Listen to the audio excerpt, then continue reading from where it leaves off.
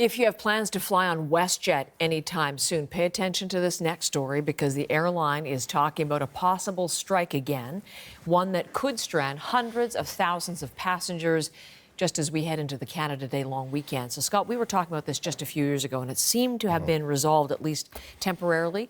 Clearly not. And from the sounds of what the company is saying, it's more bitter now, with the impact being even broader. It is. And so this is the second attempt at both the union, the mechanics union, and WestJet to sit down, and that fell apart yet again. The last time they said they were both committed to the bargaining process. This time, not so much. And this time, both blaming the other person for the lockdown, for the lockout, and for the strike initiated by the mechanics union.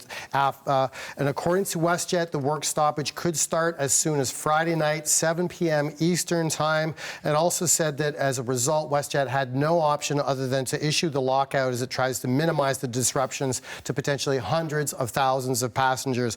Now, WestJet says that they offered a 22% pay raise increase over 4 years, making the mechanics union the best paid of their kind in the country. But in a statement, WestJet CEO blamed the union fairly for targeting the busy July weekend as a weapon, saying the mechanics union left us no choice but to follow with a lockout notice to manage travel disruption to hundreds of thousands of guests. It is our obligation in the coming days to ensure the safety and orderly takedown of our network and to minimize the risk of stranding our guests, our crew, and our aircraft. So on the other side of the equation here, the mechanics union saying that they voted 97% against this offer from WestJet, said that they were trying to impinge on their collective bargaining, their right to collective bargaining, saying that they wanted some sort of binding arbitration that was against the ethics, the feelings of the union themselves. So they're beginning preparations to reduce their schedule. They're also providing flexible change and cancellation for passengers that are nervous about coming into the weekend,